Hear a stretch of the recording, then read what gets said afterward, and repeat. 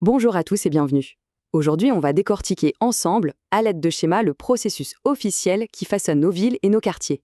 C'est un voyage au cœur de l'urbanisme marocain et on va voir que c'est bien plus concret qu'on l'imagine. On s'est tous déjà posé la question, non? Comment une petite rue tranquille se transforme soudainement en un futur parc? Ou pourquoi ce grand chantier à côté de chez nous est tout à coup à l'arrêt? Eh bien, la réponse se cache souvent dans un document juridique très puissant, le fameux plan d'aménagement.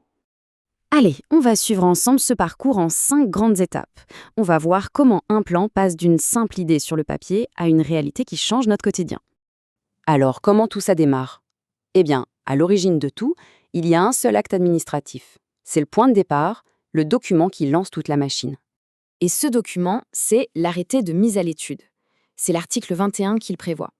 On peut voir ça comme le coup d'envoi officiel, le moment où l'on se dit « Ok, on va repenser cette partie de la ville ».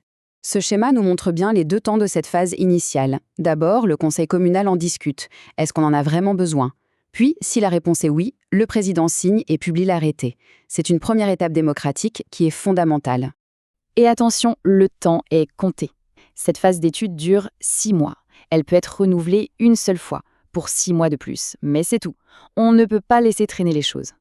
Et là, dès que l'arrêté est publié, ça a un effet quasi immédiat et assez spectaculaire pour les propriétaires et les promoteurs immobiliers. Oui, car l'article 22 est très clair. Le président du conseil communal doit surseoir à statuer. En d'autres termes, il appuie sur le bouton « Pause ». Presque tous les nouveaux projets de construction, de lotissement, tout est mis en attente. Mais attention, ce n'est pas un blocage total non plus. Comme on le voit bien sur ce visuel, il y a des exceptions. Si un projet est déjà en parfaite harmonie avec la vision globale de la zone, il peut, avec l'accord de l'administration, obtenir son autorisation. Bon, jusqu'ici, on a beaucoup parlé d'administration, de règles, mais où sont les habitants dans tout ça? C'est justement la prochaine étape, et elle est cruciale. La loi est très explicite à ce sujet. Le but de la phase qui suit est de, et je cite, « permettre au public de prendre connaissance du projet et de formuler d'éventuelles observations ». C'est noir sur blanc. Et pour ça, il y a une fenêtre bien définie, c'est l'enquête publique, et elle dure 1 mois. Ce petit schéma résume parfaitement le fonctionnement. Les habitants peuvent venir consulter le projet de plan. Ensuite, ils peuvent déposer leurs remarques, leurs inquiétudes, leurs suggestions par écrit. Et enfin, le conseil communal a l'obligation d'étudier toutes ces contributions. Une fois que tout le monde a pu s'exprimer, un nouveau compte à rebours se met en marche. Et celui-là, il est vraiment décisif pour l'avenir du plan. À partir du moment où l'enquête publique se termine, l'administration a 1 an, 12 mois maximum, pour approuver formellement le plan. Et ce délai de 12 mois, prévu par l'article 27, ce n'est pas un détail. C'est une vraie garantie pour éviter qu'un projet reste dans les limbes administratifs pendant des années. Si le délai est dépassé, tout tombe à l'eau. Et quand le plan est enfin approuvé, alors là, son pouvoir est immense. Il devient la nouvelle loi en matière d'urbanisme pour la zone. Il est contraignant, il annule et remplace les anciens plans, et surtout, il vaut comme déclaration d'utilité publique. Alors, qu'est-ce que ça veut dire concrètement? Ça veut dire que l'État met une sorte d'option sur certains terrains privés identifiés dans le plan pour y construire des routes, des écoles, des espaces verts. C'est une des conséquences les plus fortes de l'approbation prévue par l'article 28.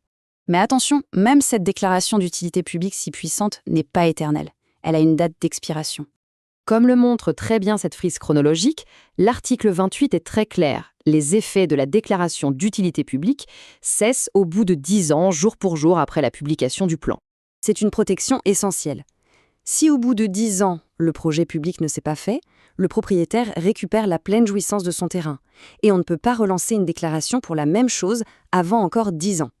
Ça évite de bloquer des terrains indéfiniment. Donc on a un plan, il est approuvé, il a une durée de vie de 10 ans, tout semble réglé. Mais on le sait tous, une ville, ça vit, ça évolue. Les besoins changent, alors que se passe-t-il si le plan devient obsolète? La réponse, c'est l'article 26 qui nous la donne. Il n'y a pas de raccourci. Pour modifier le plan, même un tout petit peu, il faut repasser par toutes les étapes qu'on vient de voir. L'étude, le gel des projets, l'enquête publique, l'approbation. C'est la garantie que l'évolution de nos villes reste toujours un processus réfléchi, transparent et démocratique.